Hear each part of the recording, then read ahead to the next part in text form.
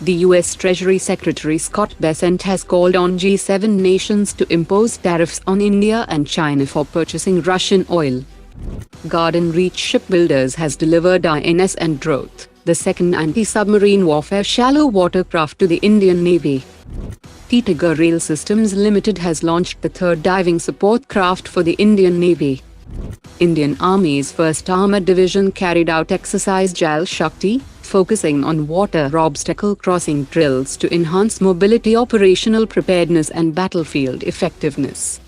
The Indian Army carried out exercise Dibang Shakti, showcasing advanced jungle warfare tactics and combat free-fall drills to enhance operational preparedness in challenging terrain. The CISF Quick Reaction Team NSG Commandos and Delhi Police carried out a joint counter-terrorism exercise at Delhi Airport.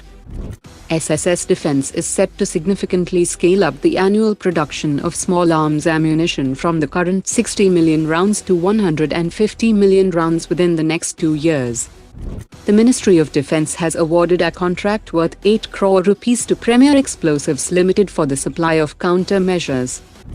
Paras Defence and Space Technologies has bagged a 26 crore rupees order from India Optel Limited for the supply of electronic control systems used in thermal imaging fire control systems for main battle tanks.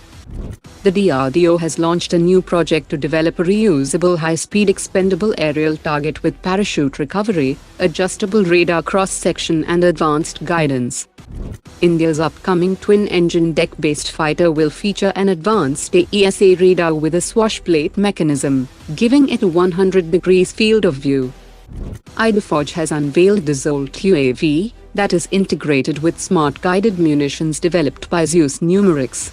It offers an endurance of 6 hours, a maximum payload capacity of 10 kilograms, and an operational range of over 50 kilometers. The Indian Navy is advancing plans to induct a locally developed hybrid close-in weapon system that combines 4 km range anti-aircraft artillery Gatling guns with 6 km range very short-range air defense missiles that will strengthen frontline warships against sea-skimming missiles, drones and low-flying aircraft. The Indian Air Force has prepared a bold 4-track plan to plug its fighter gap that includes induction of 114 made-in-India Rafale fighter jets, accelerating Tejas Mark 1A and Mark 2 production, fast-tracking the AMCA stealth fighter program, and inducting 60 Su-57 fighter jets as a stopgap. This mix promises immediate combat power, long-term self-reliance, and balanced ties with France and Russia and domestic industry.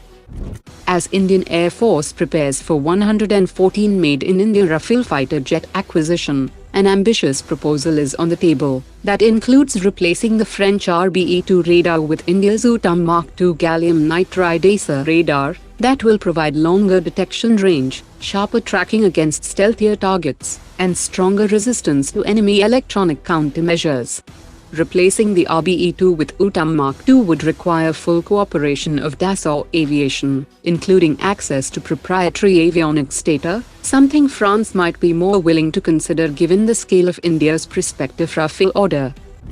The director of L&T has disclosed that German firm MTU withheld delivery of the engine for the Zorawa light tank for 13 months over export controls, despite it being ready in October 2022. The setback forced a shift to the American Cummins engine that currently powers the prototypes in trials. He further emphasized that while local production of the American Cummins engine can serve as a stopgap, the ultimate goal must be a fully indigenous Indian power pack. Today's top 3 comments.